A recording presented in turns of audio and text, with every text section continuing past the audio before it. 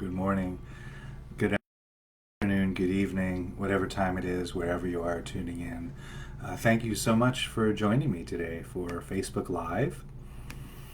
Really delighted to be back here live on Facebook, also Instagram, whichever platform you're tuning in. This will also be on YouTube later. And I was going back through my recent teachings over the past year, and I realized that I hadn't done a Facebook Live session since last September. Wow. That's unusual for me. I tend to do them more or less regularly. How I usually do the Facebook Lives and the Instagram sessions are I usually spend about a month or maybe 5 or 6 weeks doing a once a week Facebook Live or an Instagram session as a way of leading up to an online meditation program. And so this is the same in that way. So the meditation program that I'm referring to, and I'll just speak a little bit about the meditation program in case anyone here would like to go ahead and register. Then we'll do just a very short guided meditation, and I will then give a talk on abiding in kindness. Topic very close to my heart, so I hope you enjoy. So yeah, the online meditation program, it's a 12-week program. It's really quite immersive. We meet twice a week for 90 minutes. It runs from October 1st to December 21st. So really neatly strategy scheduling there around the holidays and things like that. So. It's offered in two sections. There's Section A and Section B. Both sections meet on Tuesdays. Section A, if you're interested to join, will meet on Tuesdays and Saturday mornings from 9 a.m. to 10:30 a.m. East Coast Standard Time. Section B will meet Tuesdays and Saturday evenings from 7:30 p.m. to 9 p.m. East Coast Time. I will be residing in an area of the world that doesn't observe daylight savings at the time of this course. So there will be a time change in November, the first week of November, I believe. So do factor that in when you're planning on registering. Also, those are the live sessions, but everything is offered on Zoom and is recorded for the retreat participants only, so we can hold our confidentiality agreements so people can speak from their heart in the sessions and things like that. Because the way I format the program, but I'm there live facilitating the whole program. Nothing is pre-recorded or anything like that. And I do try to create ample space for people to share from their experiences and to go into breakout rooms and to talk and really resource wisdom, not only from myself, but from the other participants in the program. So to find out more information about that, you can visit my website, www.suchsweetthunder.org. Or if you have questions, you could message me through Facebook or email me through my website, again, suchsweetthunder.org. Happy to receive any questions you might have. So making kindness an abode. So let's do about a 5-minute arriving meditation here. And maybe we'll just do this as a way of settling, connecting, and I will offer a few intimations of kindness into the practice as well. And so, if you're not already, I'd invite us to get into our most comfortable meditation posture, whatever that might mean for you. If you're in danger of falling asleep, you might wish to take a wakeful, upright posture, maybe with your back off of a backrest. Or you can meditate with your eyes open, that's also fine.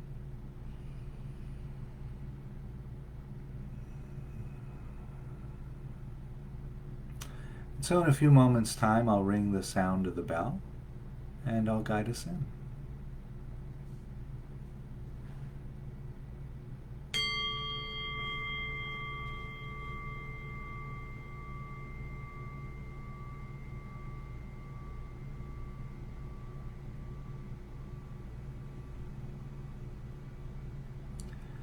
So the invitation here is just to arrive into this present moment.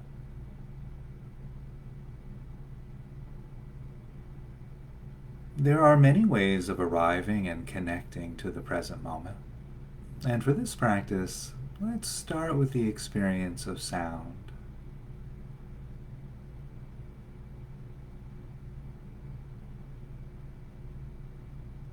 And so we're invited here to simply become listeners of the present moment.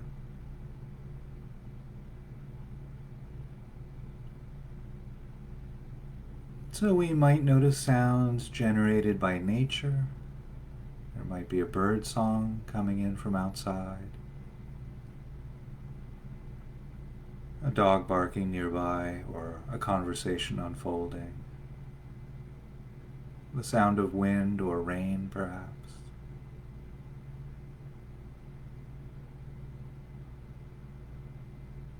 We might notice sounds generated by electronics or appliances, machinery. The gentle hum of an air conditioner or a fan or a heater. The occasional car or truck passing by or airplane flying overhead.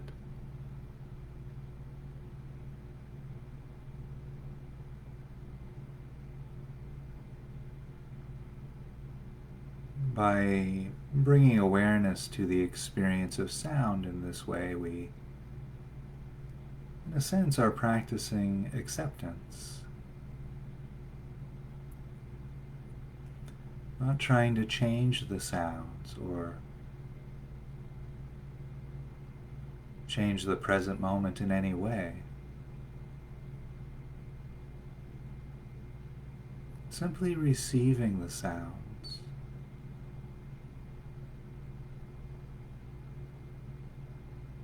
You might notice how sounds require no effort to be heard.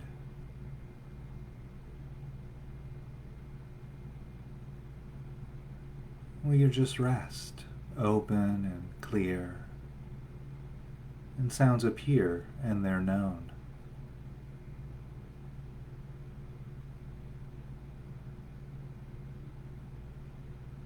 This can sometimes feel counterintuitive because many times it feels like in order to receive benefit, we must be exerting effort. This type of meditation pushes against that belief. There's no effort required. Just simply resting and opening to the experience of sound.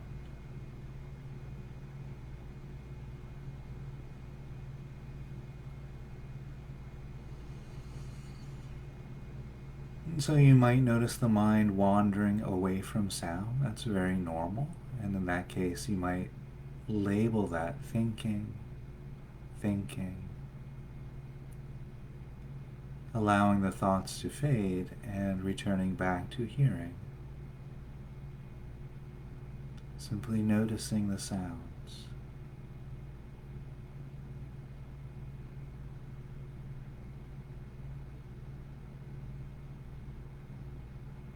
And if you wish, you could drop a very gentle mental note, hearing,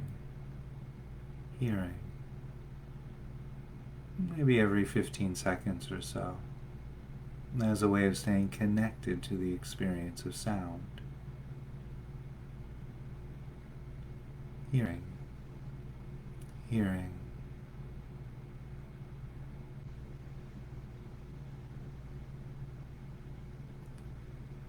Perhaps your environment is particularly quiet. And so in that case, you might simply notice the texture of silence. And silence, too, also has a felt quality. The sound of stillness, perhaps.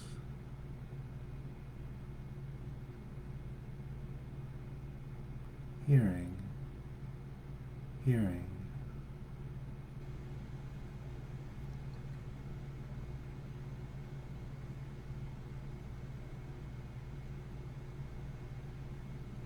And this practice of open acceptance towards our experience of sound is a practice of kindness.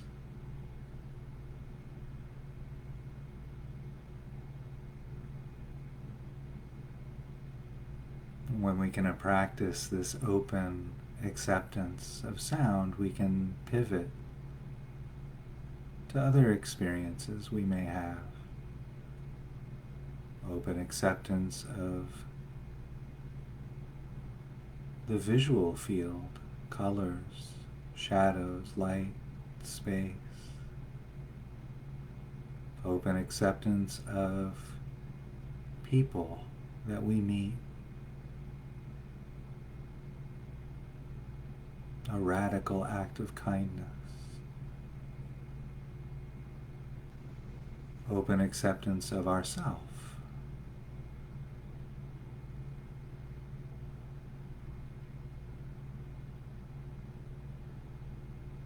Again, a radical act of generosity, of kindness, of compassion. To simply witness ourselves just as we are. Just as we are.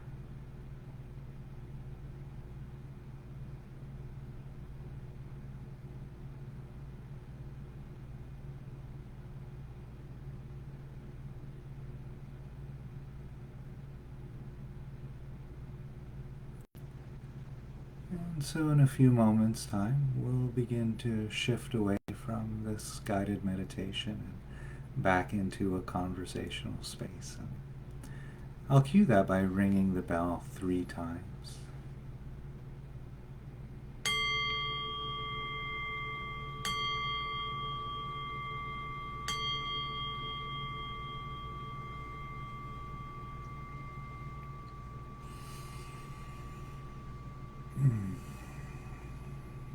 Well, thank you for joining me in that guided meditation.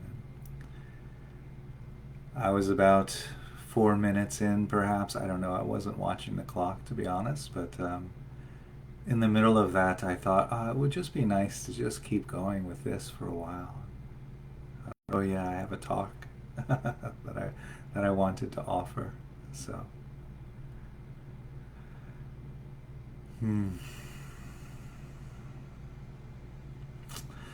So I want to open today's offering with a story from the Zen tradition. And I think for me, when I think of kindness in the most radical form, this story tends to come to mind. It's a story of the Zen poet Ryokan, who lived in the late 1700s in Japan. Ryokan, a Zen master, lived the simplest kind of life in a little hut at the foot of a mountain. One evening, a thief visited the hut, only to discover there was nothing in it to steal. Ryokan returned and caught him. He said to the thief, "You must have come a long way to visit me, and you shouldn't return empty-handed. Please take my clothes as a gift." The thief was shocked and bewildered. He took the clothes and slunk away. And Ryokan sat naked, watching the full moon in the sky. Poor fellow, he mused. I wish I could give him this beautiful moon.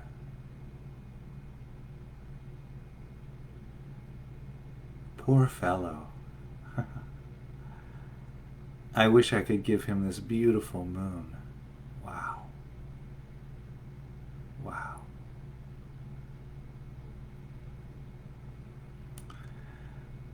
But we don't start there.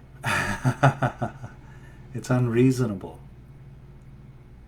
to think that we could just hear this very, very inspiring poem and think, okay, I'm just going to be radically kind to everyone I meet, even the thieves that come, or the poor fellows that, for whatever reason, lash out towards me or towards others. It takes practice. Yeah. And that's one of the reasons why I'm offering the online program that I mentioned. It is a practice. It is a practice. So I want to talk a little bit about the word metta. Metta is the Sanskrit word, the Pali word, that's most often translated into loving kindness, loving kindness. And, that translation I found very suitable for many, many years. I've been practicing metta for a long time. A long time, quite some time.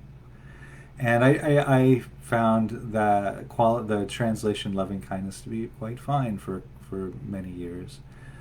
But then, I started to notice, not so much in my own practice, but when working with others, that the word loving kindness, it was quite loaded. And so it might be helpful to look at some other translations of metta. Not that those translations are better, but that they're equal to. And so maybe by reading a few different translations, we get a more rich and complete view of what this word metta means. So metta not only means loving kindness, but it also means unconditional kindness, unconditional friendliness, unconditional safety. I really like that one, unconditional safety. Unconditional welcoming and unconditional ease. And that's towards ourself. And in that offering towards ourself, it becomes much more accessible to offer that type of metta, that type of kindness and friendliness and safety and welcoming and ease. We can more readily offer that to others when we have offered that to ourselves. Why? Because our experience of others arises in our own heart, mind, and body. And so if we're practiced offering kindness to the experiences we have, then when somebody comes to our very empty hut in the middle of the night, we can respond skillfully. Not only, first offering kindness to ourselves. So, if I was Ryokan in that situation, let's slow it down a little bit. I'm coming home to my very minimalist apartment, let's say. There's a thief. He's got his hands filled with actually nothing. He has nothing there because my apartment is quite minimal.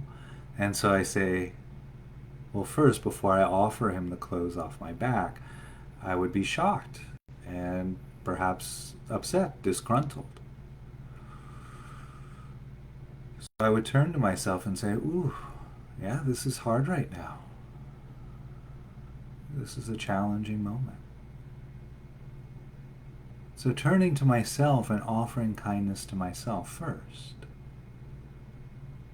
Recognizing the tension in the body, the upset around the heart that might be there. Holding that with kindness, with ease, with welcoming, with safety, with friendliness. And that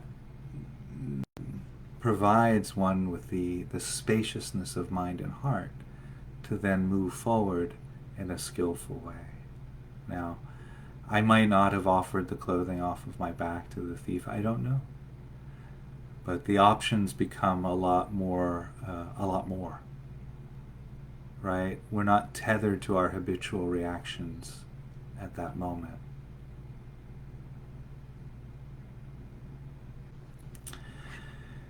So what does it mean to make kindness a dwelling, an abode?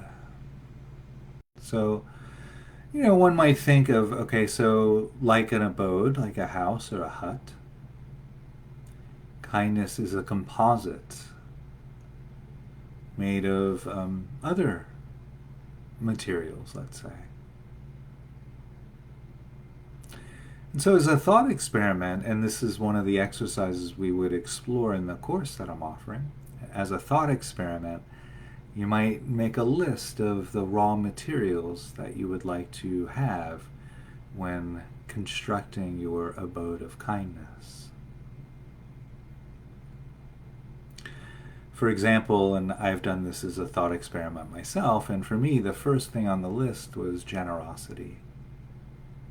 Practicing random acts of generosity is such a lovely way of cultivating that foundation of kindness. But we can practice random acts of generosity not only to other people, that's the most common way, but also to ourselves.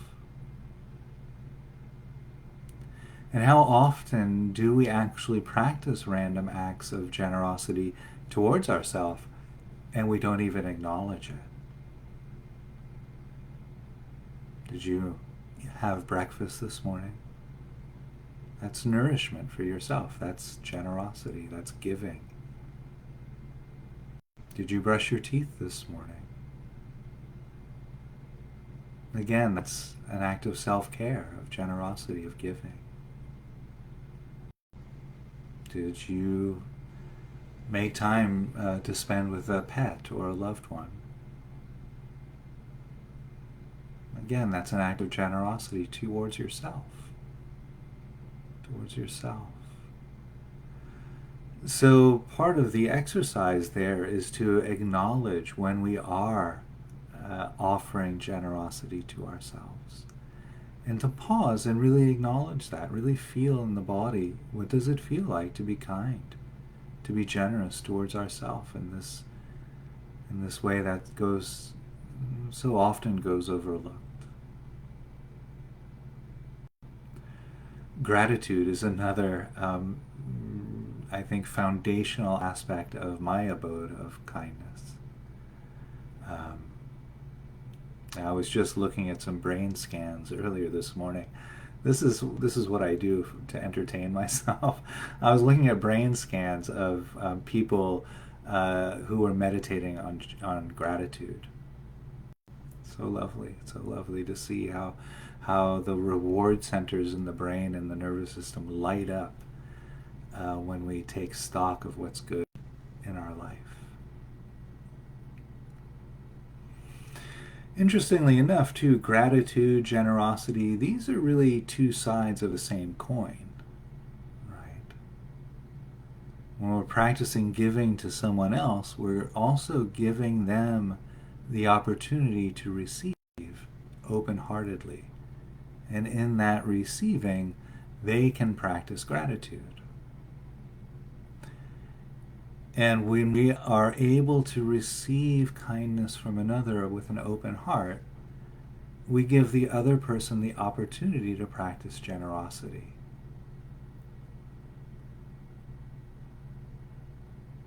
So it's absolutely worth noting that these are related qualities, and that it's not self-indulgent to receive kindnesses from others with an open heart, because you're offering them the space to give.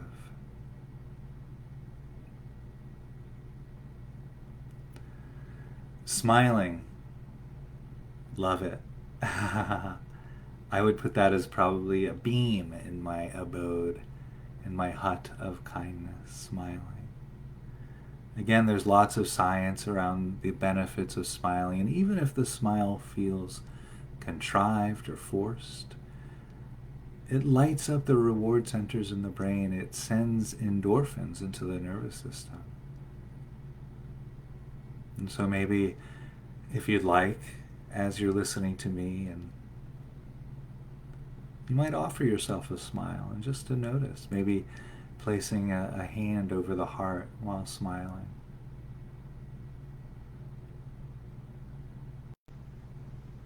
Ah, ah. Yeah. And you may have noticed that I placed my hand on my heart there. That's also a move of kindness. And one of the meditations that I've been offering quite a bit recently is called Hands of Kindness, where we actually invite in a kind of warmth from the hand to the heart and to elsewhere, and to the abdomen, to the cheek of the face, to the head, and so forth. This is another way of building and constructing our abode of kindness in this way. So we have supportive, compassionate touch as another support for the walls of our abode. Patience. It's such a great move of kindness towards ourselves, towards others. Some years ago, I was facilitating a retreat in Thailand, and I don't know what prompted the question, but one of the participants in the retreat asked me, "How did you get to be so patient?" And I thought for a moment, and I thought, I had to learn how to be with myself. And I think one of the great benefits of meditation practice is the invitation to sit and simply observe our own heart and mind. I don't know about you all, but my heart and mind can be pretty unruly, let's say. Maybe that's a poor word. Rambunctious. Yeah, just to take the moments to look inside and wow. And once I started to recognize my own patterns, my own thought patterns, my own unskillful patterns of the mind and heart, it allowed me to see that other people who perhaps have never meditated before are susceptible to these same, very similar patterns. So patience and compassion naturally arises from that type of insight, for others and for ourselves, and for ourselves. And for me, another very important raw material of the abode of kindness is curiosity. And I think if you've been with me before, you've heard me say the phrase, curiosity is a superpower. Absolutely. Absolutely. We can't be judgmental if we're being curious. Those two qualities can't coexist. And so one way of moving into the heart of kindness is through curiosity, because it peels away any predilection towards judgment. Judgment is one of the ultimate barriers towards kindness.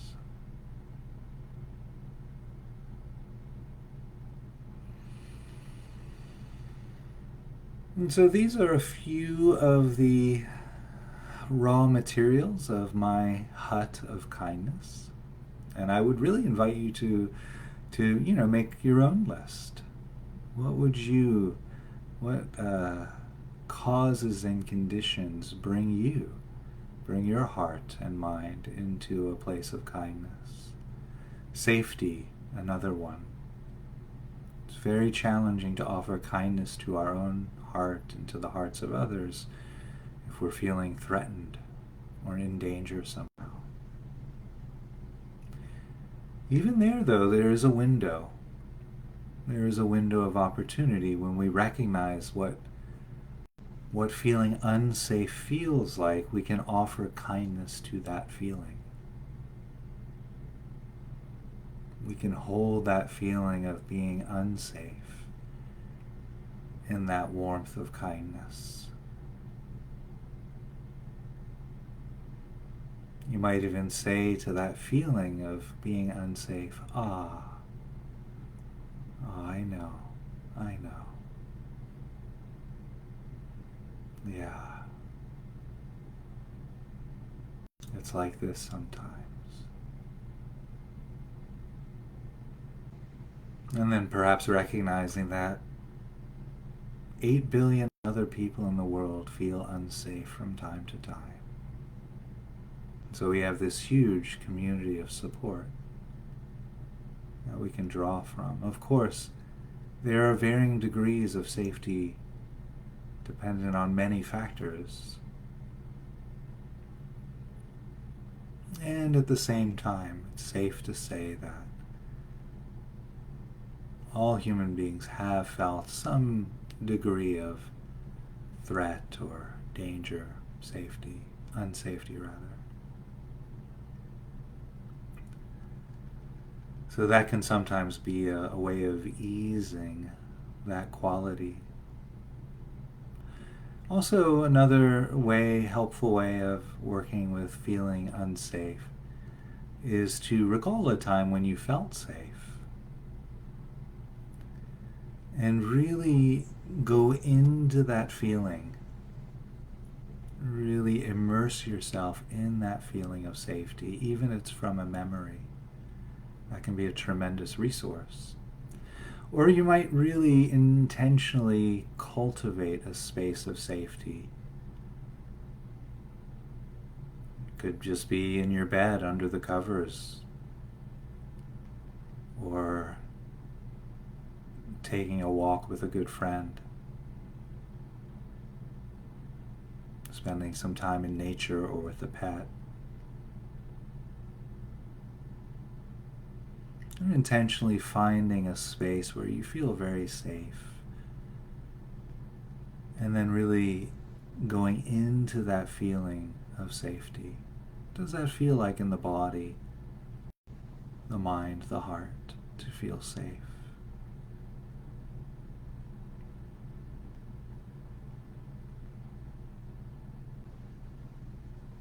And so we, over the first 3 weeks of the course, coming up in October,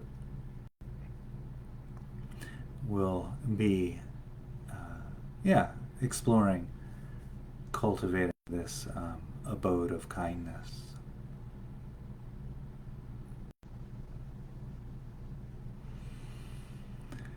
It occurs to me that it might be nice to close out this session with a poem that I memorized many, many years ago now, 20 years ago perhaps, from the Dalai Lama.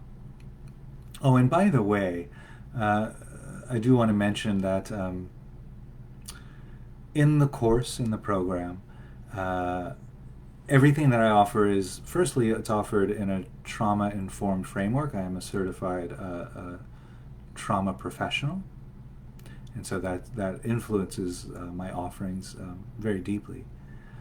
And also everything that I offer is offered within a secular, non-denominational framework. And so I'll be drawing very heavily on the Buddhist traditions because that's where I've practiced mostly. That's my comfort zone. But I won't be preaching or offering any kind of religious practices or anything like that. So people from all walks of life, people from all and any or no religion can feel very comfortable in these programs. So. Now that being said, I will go ahead and recite this poem from the Dalai Lama because it's so on point around the topic of kindness.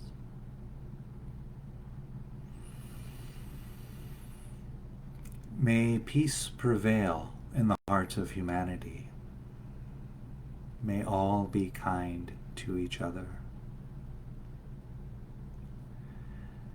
When our hearts become kind, we become beautiful, like a flower. When our hearts are kind, We can find no animosity towards any other being because we only see ourself in them. I pay homage to all of those beings whom possess this most precious jewel, the kind heart. May I too become kind, compassionate, and full of joy towards all sentient beings. May peace prevail in the hearts of humanity. May all be kind to each other. May peace prevail in the hearts of humanity. May all be kind to each other. May peace prevail in the hearts of humanity. May all be kind to each other.